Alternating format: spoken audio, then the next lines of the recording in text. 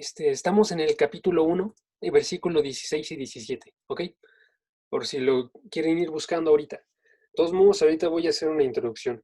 Me gusta mucho el hecho de que dediquemos este tipo de tiempos a generar unas convicciones, ¿sí?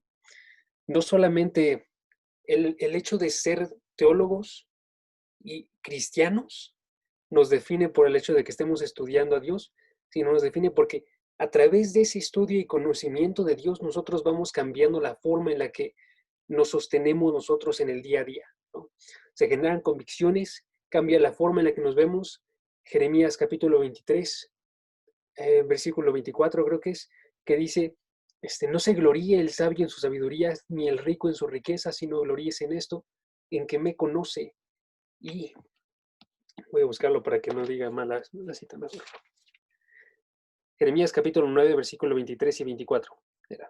Jeremías capítulo 9. No se gloríe el sabio en su sabiduría, ni se gloríe el poderoso en su poder, ni el rico se gloríe en su riqueza, pero si alguien se gloría, gloríese en esto, de que me entiende y me conoce, porque yo soy el Señor que hago misericordia. ¿Sí? Tienes cosas que te identifican, Dios las cambia, y ahora lo más importante es que lo conocemos, que sabemos quién es Él y que eso permea todas las cosas que nosotros realizamos, ¿no? Me encanta a mí el hecho de poder estar predicando la palabra y me encanta poder ir aprendiendo. Llevo poco tiempo, me gustan mucho los libros de predicación, pero hay uno en particular que me ha llamado muchísimo la atención y que ha estado de los que más me ha impactado. ¿Por qué? Porque usualmente cuando tú vas a un libro de predicación, y ahí les digo por si alguno quiere checar uno, hay una sección que nos habla acerca de convicciones que tenemos que tener. Y luego el resto se dedica a la parte práctica. Lo que me encanta de este libro que tengo aquí en la mano es que este es el libro más grande de predicación que he estado leyendo y todo es acerca de convicciones, ¿sí? Todo este libro habla acerca de cómo es que las personas y los predicadores famosos de la historia tenían ciertas convicciones.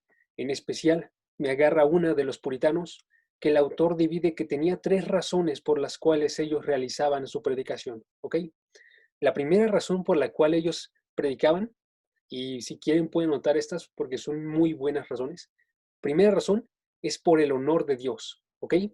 El honor de Dios, ¿qué significa? Porque cuando tú estás predicando, lo que está en juego, cuando tú predicas bien o predicas mal, y con eso me refiero a predicas la palabra o no predicas la palabra, es el hecho de que tú estás hablando en el nombre de Dios, ¿sí? Entonces su honor es el que está en juego. Segundo, la segunda razón por la cual ellos predicaban era por el amor a los hombres, ¿sí? Para que, para que cuando ellos recibían el Evangelio, ellos pudiesen ser cambiados, pudiesen ser salvados, y entonces tenemos a gente que está glorificando a Dios, y nosotros predicamos para poder generar ese tipo de cambios dentro de las personas, ¿no? Y tercera razón era por un temor por sus vidas, ¿sí?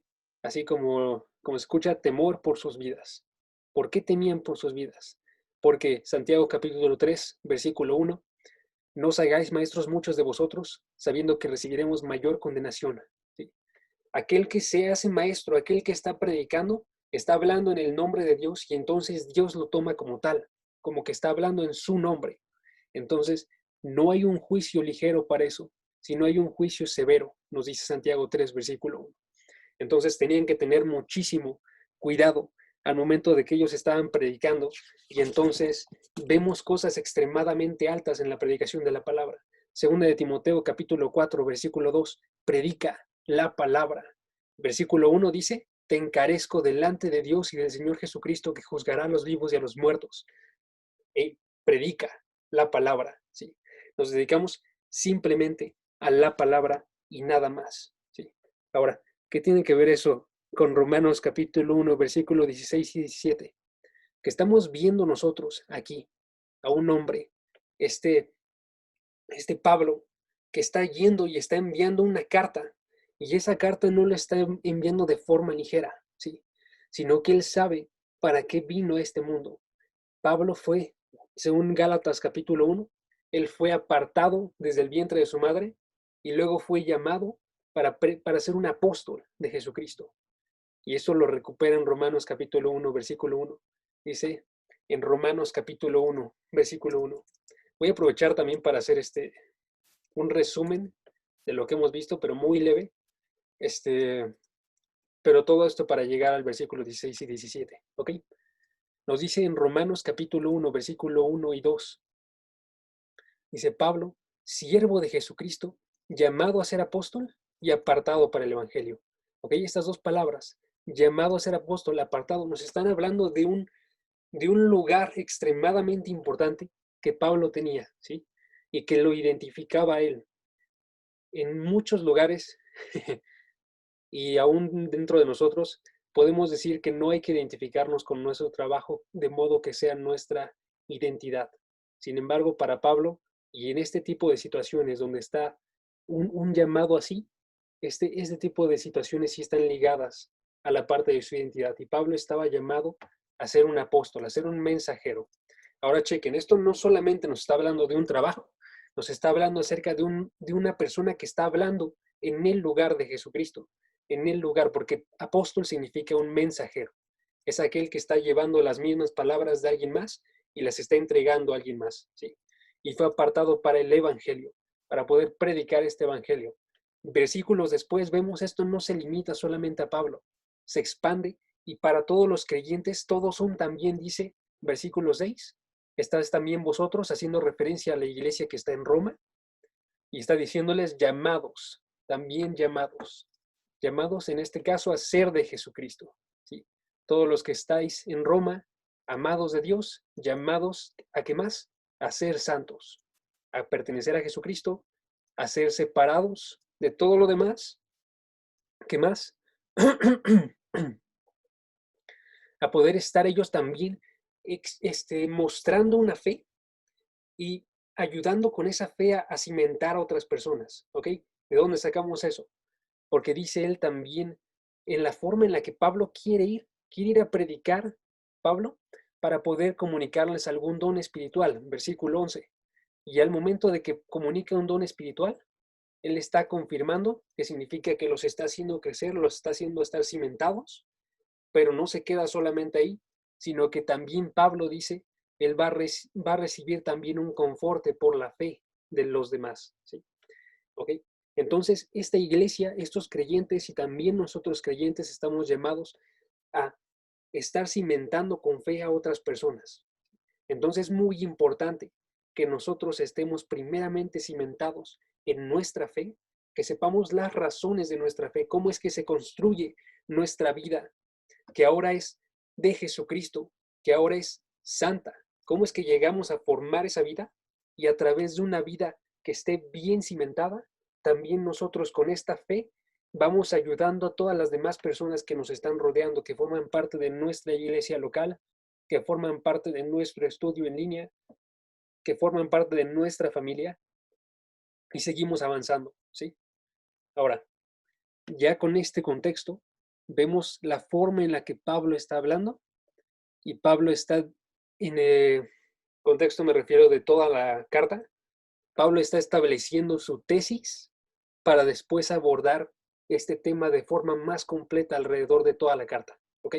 ¿Cuál es la tesis de Pablo? Es el versículo 16 y 17.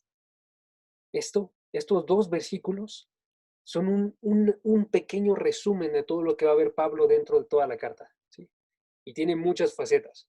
Y vamos a ver un montón de implicaciones y un montón de formas en las cuales Pablo va hablándonos de la complejidad y de la hermosura de lo que describe después en el versículo 11:33, que es la profundidad de las riquezas de la sabiduría y de la ciencia de Dios, ¿sí? Sus juicios que son insondables, sus caminos que son inescrutables, ¿sí? Y entonces, ahorita vamos a comenzar a hablar acerca de esos juicios y de esos caminos, ¿sí? Versículo 17 es donde estamos nosotros ahorita, ¿ok? Versículo 16, ¿qué dice? 16. No me avergüenzo del Evangelio, voy a predicar con ustedes, romanos, porque yo no me avergüenzo del Evangelio, porque estoy cimentado en este Evangelio. Dice, ¿por qué? Porque es poder de Dios para salvación de todo aquel que cree, al judío primeramente y también al griego. ¿Por qué? En el Evangelio la justicia de Dios se revela por fe y para fe, como está escrito, mas el justo por la fe vivirá. ¿Ok? Primera cosa que quiero que chequen ahí. Chequen la forma en la que está comenzando las frases, porque es muy importante esta forma en la que se está moviendo Pablo. Pablo no está viendo, no está diciéndonos básicamente que él tiene un montón de joyas que quiere que nosotros veamos, tipo proverbios, que podemos sacar nosotros del texto y entonces podemos decir y leer un día en la mañana, ok, porque el Evangelio es la justicia de Dios que se revela por fe y para fe. Ese es mi versículo del día. Ok, mañana voy a tomar otro al azar, versículo 32, quienes habiendo entendido el juicio de Dios, que los que practican tales cosas son dignos de muerte, no solo las hacen. Ok, y ese es mi versículo del día. No está haciendo ese tipo de cosas, porque esta carta de Pablo no es una serie de proverbios que están puestos para ayudarnos en nuestra vida diaria a través de una sola cosita, ¿sí? A través de una sola frase cimentada, sino noten que todas las frases están uniéndose a la parte anterior, ¿sí? Nos está comenzando cada una de estas frases con un porque, ¿ok? Un porque está haciendo un enlace a lo que venía antes y va a ser un enlace después en el versículo 17 también con ese porque, nos va a hacer también en el versículo 18 porque, versículo 19, 20, 21 es pues y continúan este tipo de enlaces, ¿no? Versículo 24, por lo tanto, versículo 26, por esto, ¿sí? Entonces tenemos que ver que hay un hilo y que tenemos que estar siguiendo ese tipo de hilos y a través de este tipo de hilos nosotros vamos a recuperar mayores cosas de las que hemos recuperado antes en nuestras vidas. Si es que no conocíamos esto, ¿ok? Entonces, el de él, el de Pablo está comenzando en la parte de porque no me avergüenzo del Evangelio, ¿sí? No me avergüenzo del Evangelio, por lo que les dije ahorita en el contexto, porque este Evangelio está, está dentro de Pablo como un llamado y como un estar apartado, como un ser de Jesucristo, como un ser santo. Todo esto es su vida de Pablo. Yo no me avergüenzo del Evangelio porque este Evangelio es mi vida, ¿sí? Y por tanto, nos dice después, porque es poder de Dios para salvación, ¿sí? Porque a través de este Evangelio no me avergüenzo de este evangelio porque a través de este evangelio la gente es salvada. Hemos visto en las veces pasadas, esta salvación nos está haciendo referencia al hecho de estar nosotros no solamente siendo unos creyentes que de repente hacen una oración y después ya toda su vida cambió, sino está hablándonos de una salvación que está haciéndose diariamente, una salvación, ¿en qué sentido? Perdón, nada más para hacer la parte clara, nos está diciendo aquí básicamente, es salvación de todo aquel que cree, o una traducción más literal, que está creyendo. ¿Ok? Eso es lo que me refiero con la parte de diaria. Me refiero a que comienza en un punto y luego todos los días después tú estás creyendo. Todos los días después tú estás siendo salvado y así hasta que termine tu vida, ¿sí? No que puedas perder la salvación, sino que siempre esa salvación está activa, ¿sí? Me refiero a eso, que está activa dentro de nuestras vidas, ¿sí? Ahora, ¿por qué asumimos eso nosotros? Porque esta salvación está diciendo, se la quiere predicar, dice, no me avergüenzo del Evangelio, quiero predicar esta salvación. ¿A quiénes? A la iglesia de Roma, que no solamente había sido llamada a ser de Jesucristo, había sido llamada a ser santo, sino que literalmente su fe ahorita está activa y su fe se divulga por todo el mundo, ¿sí? Nos dice el versículo 8. Ellos ya tienen una fe, ya son creyentes, pero aún así ellos necesitan de la predicación del Evangelio que esté en sus vidas de forma diaria, que esté llegando con poder y que los esté salvando, que esté actuando ahorita activamente y por el resto de sus vidas, ¿sí? Ese es el punto de esto, ¿ok? Ahora, entonces la pregunta que surge ahí para nosotros y que tiene que surgir para que nosotros podamos predicar a las otras personas, para que nosotros podamos estar seguros en nuestro llamado y nuestro lugar con Dios, es cómo es que somos salvados nosotros, ¿sí? ¿Cómo somos salvados? Y la forma en la que contestamos esa es con el versículo 17, ¿sí? Es el poder de Dios, lo conocemos, es el poder de Dios. Ahora, ¿qué realiza ese poder de Dios? Realiza lo que dice el versículo 17. Porque en el Evangelio la justicia de Dios se revela por fe y para fe, como está escrito, mas el justo por la fe vivirá. ¿Ok? ¿Qué nos está diciendo aquí? Está diciendo que a través de esta predicación de las buenas noticias, a través del Evangelio, se está revelando una cierta justicia de Dios. ¿Sí? Y tenemos que desempacar qué es lo que significa eso. Ahora, ¿qué significa?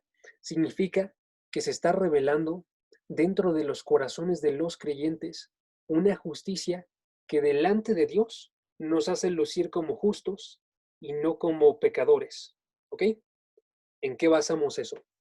Y les voy a dar ahorita dos razones por las cuales creo que nos está hablando acerca de ese tipo de justicia, ¿sí? De una justicia que se está revelando de parte de Dios en nosotros para poder vernos de forma clara como justos, ¿ok? Antes de comenzar con esas dos razones, nada más voy a establecer lo que habíamos dicho antes. Si se acuerdan, antes de que saliésemos de vacaciones, habíamos hablado de tres formas de justicia de Dios, ¿sí? Tres formas de justicia de Dios. Es las formas de justicia, en este caso, nos está hablando acerca de la complejidad de lo que involucra la justicia de Dios, ¿no? Y estas formas son, segundo nada más encuentro dónde estoy.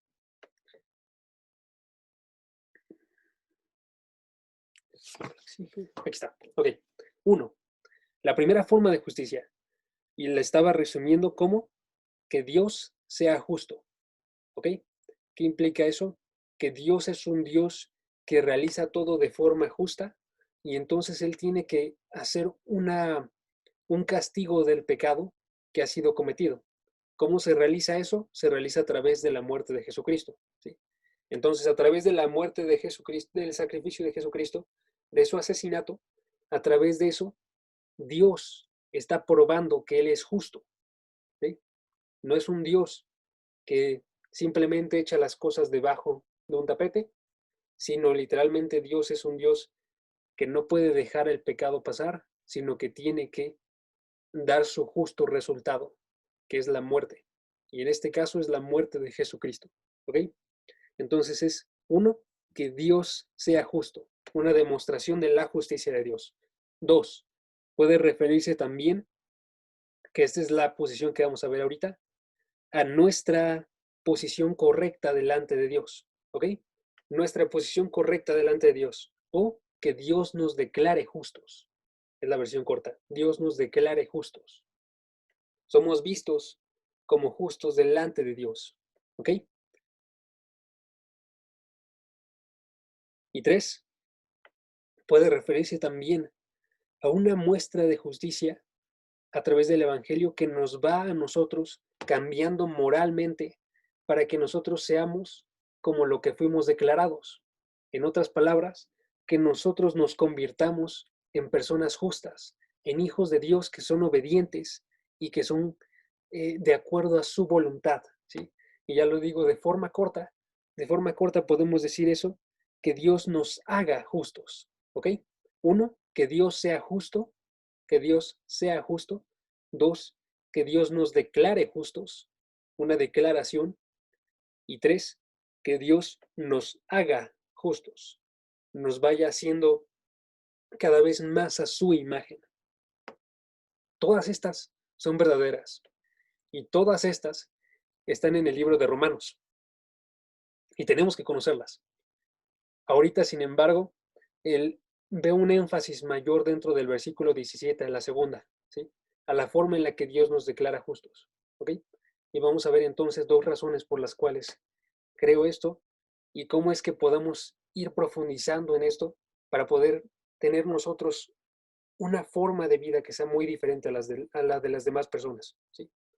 A la de todas las demás personas. Tiene que ser algo que esté puesto en nuestras mentes y que esté todo el tiempo presente, ¿ok? Y eso es literalmente porque la forma en la que les estoy hablando ahorita, versículo 16, les digo, son creyentes. Ustedes son creyentes.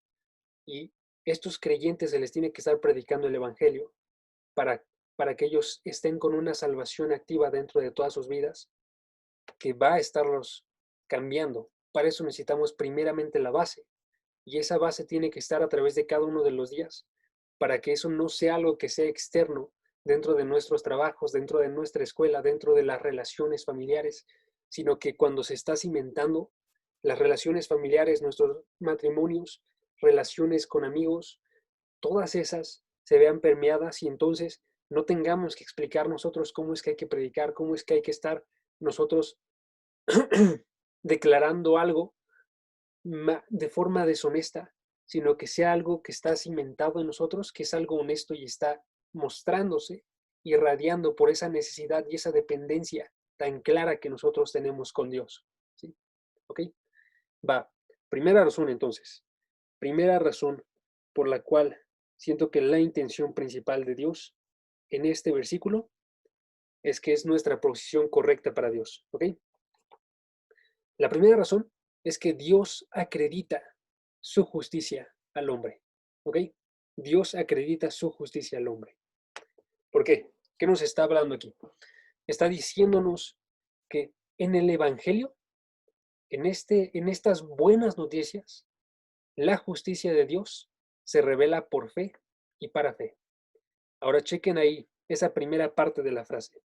Dice, la justicia de Dios. ¿Ok? Y luego va a mencionar el justo. ¿Ok? El cambio que va a realizar aquí se desarrolla a través de una cita. La cita que dice como está escrito, que está haciendo referencia a Habacuc, capítulo 2, versículo 4. ¿Ok? Sin embargo, a través de esta cita, él va a cambiar de una justicia que se presenta en Dios a una justicia que se presenta en los hombres. ¿Ok?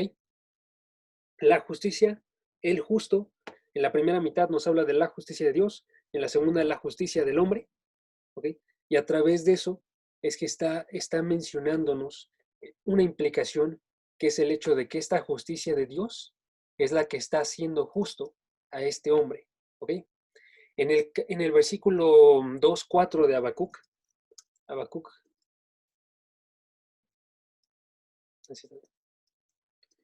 2:4, vemos el contexto de una promesa. ¿Ok? Una promesa que se está realizando y se está respondiendo en este caso a Habacuc. En, este, en esta promesa se está desarrollando una visión y a través de esa visión nos dice en el versículo 2, Habacuc, le dijo Jehová a Habacuc, escribe la visión y declárala en tablas para que corra el que leyere en ella. ¿Ok? Y la visión dice, es versículo 3, aunque la visión tardará aún por un tiempo, mas se apresura hasta el fin y no mentirá, aunque tardare, espéralo, porque sin duda vendrá, no tardará. ¿Ok? ¿En qué consiste esta visión y esta promesa? Está diciéndonos, sucederá algo. Y ese suceder tiene que ser esperado por alguien. ¿Ok? Y luego el versículo 4, que es nuestra cita que está diciendo Pablo, dice, he aquí que aquel cuya alma no es recta se enorgullece, mas el justo por su fe vivirá. Nos está hablando primeramente de un hombre que es orgulloso, un hombre que tiene un alma que no es recta, se enorgullece. Del otro lado nos está hablando acerca de un justo, y este justo tiene una fe. Esto es bastante confuso si no conocemos el hecho de que fe, en esta versión, que no es la versión griega, que es pistes, en griego fe es pistes, aquí estamos en hebreo, nos está hablando acerca de una fidelidad primeramente, ¿ok? Una fidelidad. Entonces, vemos que la persona que es llamada justa es una persona que es fiel. ¿A qué? A la promesa, ¿sí? Nos dice la visión tardará, pero sin duda vendrá. Así que espérala. ¿Ok? Es una persona fiel porque está esperando. Tiene un sentido en el cual él no puede renunciar a la promesa que ha dado Jehová, sino que la espera. Entonces, este tipo de fe nos está hablando acerca de un confiar en la promesa que Dios ha dado. Y a través de esa fe es que vivirá sentido futuro, a través de esa fe, vivirá. ¿Ok? Y entonces esta persona que tiene una fidelidad y que está esperando esta promesa, es llamado justo. La otra persona no es una persona que sea fiel, por tanto, es una persona que no es recta y que se enorgullece, ¿sí? Y entonces esta persona abandona la promesa y ella no está dentro de la promesa. ¿Ok? Para Romanos, entonces esta cita que nos está hablando Pablo, como está escrito, mas el justo por la fe vivirá, nos está haciendo referencia que a través de esta fe y este esperar en la promesa de Dios, es que esta justicia de Dios es revelada en el corazón de la persona, de modo que ahora puede ser llamado justo y ser visto como tal delante de Dios. ¿Ok? Segunda razón. Segunda razón. Primera razón era, Dios acredita su justicia al hombre. Segunda razón es, la justicia de Dios se manifiesta a través de la fe. ¿Ok? Y eso es lo que les estaba comentando. Pero vamos a profundizar en eso. ¿Ok? Esta frase que vemos en el versículo 17 tiene un punto donde se parece demasiado también dentro de esta carta. En el capítulo 3, versículo 20, nos aparece de nuevo una frase muy similar. Dice, ya que por las obras de la ley, ningún ser humano será justificado delante de él. ¿Ok? Será justificado ningún ser humano por las obras de la ley delante de Dios, porque por medio de la ley es el conocimiento del pecado. Aquí va la frase, versículo 21. Pero ahora, aparte de la ley, se ha manifestado, otra forma que podríamos decir eso, se ha revelado la justicia de Dios. ¿Ok? Misma forma del versículo 17, se revela la justicia de Dios, se ha manifestado la justicia de Dios, testificada por la ley y por los profetas, hablándonos de la promesa que había dado Dios en el pasado. Y luego dice el versículo 22, la justicia de Dios por medio de la fe en Jesucristo. ¿Ok? Chequen dónde estamos viendo nosotros el contexto ahí de qué es la justicia de Dios. Lo vemos en el versículo 20. Las obras no van a hacer que nadie sea justo delante de Dios. Ese es el punto del versículo 20. Versículo 21. Pero sí va a haber personas que van a ser justas. Va a ser aparte de la ley y va a ser por una revelación de la justicia de Dios, que es por medio de la fe en Jesucristo. Para todos los que creen, porque no hay diferencia. Absolutamente todos son pecadores, nos dice el versículo 22 y 23. Todos pecaron, todos están destituidos de la gloria de Dios. Versículo 24, y repite la misma idea, son justificados por su gracia, mediante la redención que es en Cristo Jesús. ¿Ok? Palabras principales que tenemos aquí. La parte de ningún ser humano será justificado. Un segundo más para que pueda subrayarlo. Ningún ser humano será justificado, ningún ser humano será justo delante de Dios por la ley. Versículo 23, están destituidos de la gloria de Dios. Nos está hablando acerca de una posición en relación a Dios. ¿Ok? ¿Y cómo es que sí vamos a conseguir esa justicia? Porque se ha manifestado y se consigue por medio de la fe en Jesucristo. ¿Ok? ¿Quedó bien? ¿Alguien tiene alguna duda de eso? Nada más para estar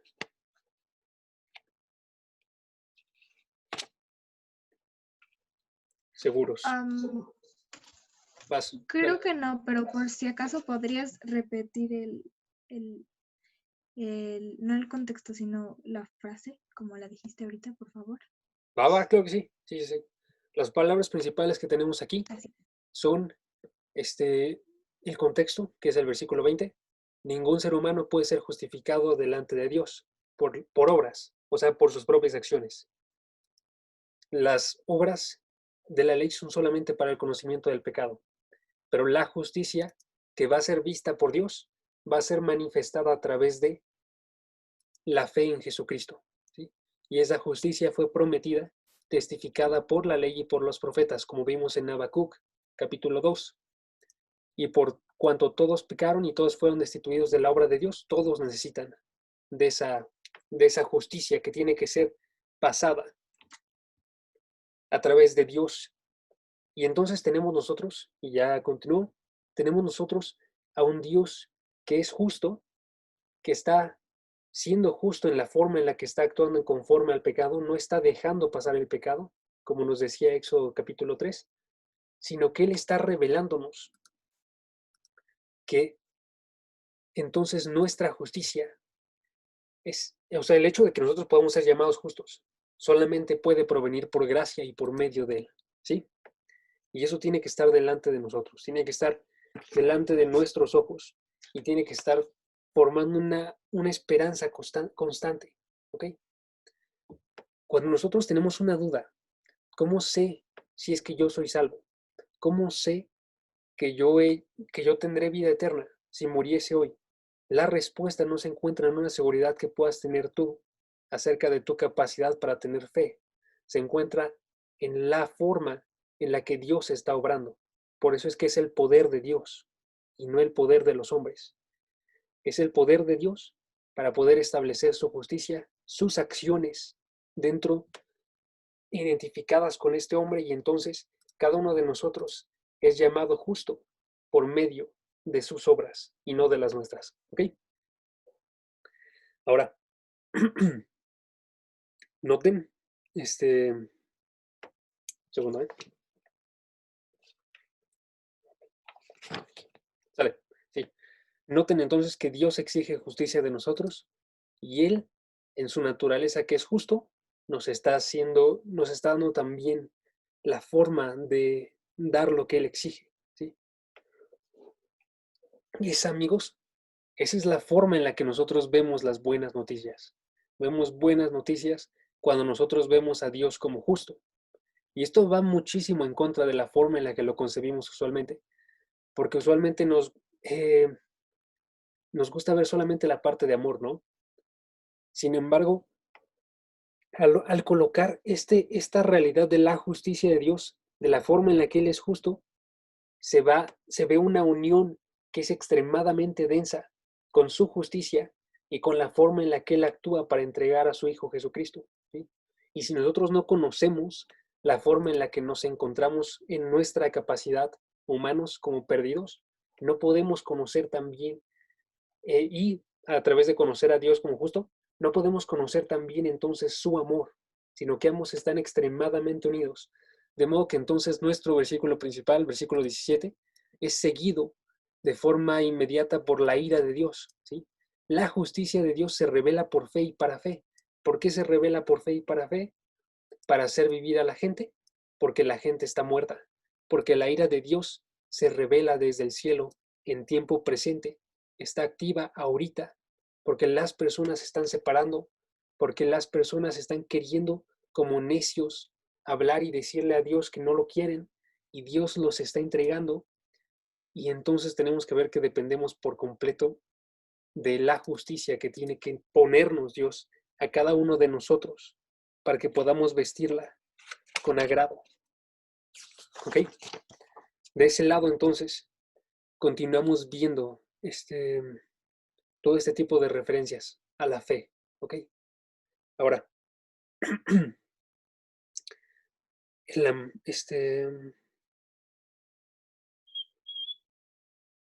perdón, denme un segundito.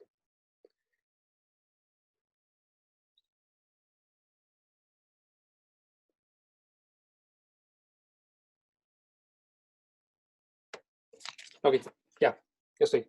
Versículo 17. Entonces, la justicia de Dios nos está haciendo referencia a un tipo de justicia que tiene que ser imputada. Ahora, se revela por fe y para fe. Y este tipo de palabra, por fe y para fe, nos está hablando entonces de un propósito que tiene que tener para nosotros. ¿Ok? Por fe y para fe. Surge de la fe y es para formar fe, ¿sí? Entonces, Dios establece este tipo de fe que está confiando en su palabra, que está confiando para poder recibir la justicia de Dios. Y después de eso, esta fe va a seguir manteniéndose y va a formar fe para que podamos nosotros estar en una constante forma de vida, ¿sí? Y entonces, por la fe vivirá. Cada uno de nosotros entonces tiene que aprender ahora a vivir por fe a partir de ese conocimiento de la justicia de Dios. Y eso es lo que vamos a comentar la próxima vez. Pero quiero que se queden con este pensamiento, ¿sí? Simplemente, cuando nosotros estamos conscientes de que esta justicia solamente se desarrolla en Dios, que esta justicia está llegando a través de una fe en su promesa, una fidelidad al hecho de que Dios es aquel que es la única respuesta. Esta fidelidad nos tiene que mover dentro de toda nuestra vida. Y entonces no se escapa ninguna de las partes de nuestra vida de estar en una situación constante de fe. De modo que tenemos versículos extremadamente fuertes, como el capítulo 13, versículo 24. Un segundo. 13. Ok, mejor lo voy a buscar. Versículo 14, perdón.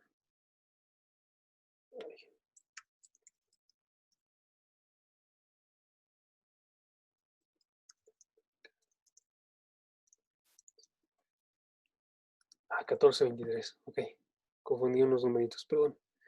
Dice, pero el que duda se condena, si come, se condena. ¿Ok?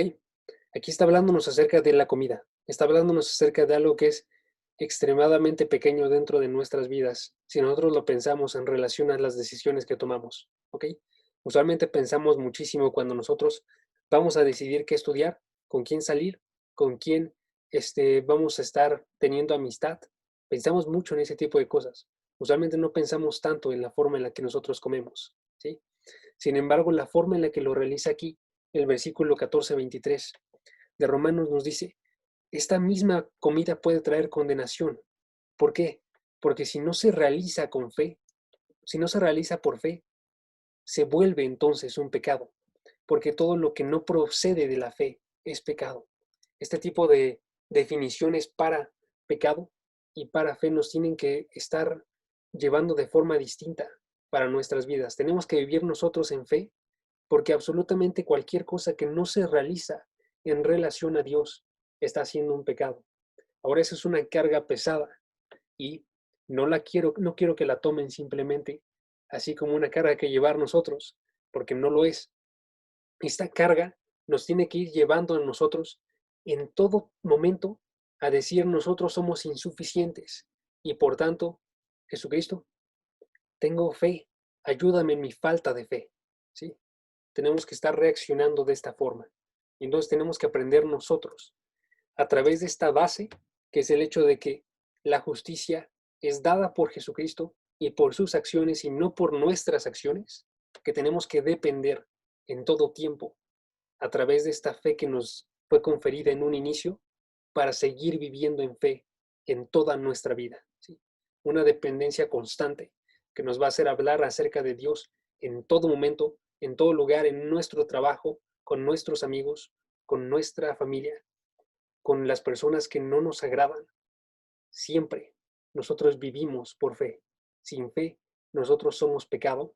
Sin fe, nosotros estamos muertos. ¿Ok? Entonces, dependamos de Dios, siempre nosotros, y vamos a orar para poder seguir realizando esto aún en este estudio. ¿Ok? Beni, ¿puedes? Sí. Vas.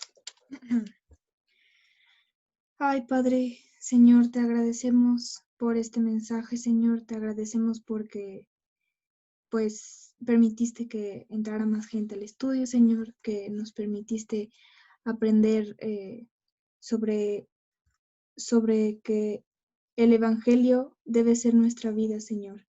Te pedimos que tu palabra siempre la deseemos cada día más, que la necesitemos como el respirar, Padre, como el pan, como la comida, a que así necesitemos tu palabra para que sea nuestra vida y dependamos de ti completamente, Señor. Te rogamos que nos ayudes a aumentar nuestra fe, que nos ayudes a serte fieles, a hacer todo con fe, a vivir en fe, para pues así confiar en ti, Señor, y pues ver tu justicia, Señor. Gracias por este momento y te pedimos que, pues, que todo este conocimiento, Señor, nos edifique y que podamos también compartírselo a otras personas. Gracias y te agradecemos esto en el bendito nombre de tu Hijo, nuestro Señor Jesús. Amén. Amén. Muchas gracias, Benny. Sí.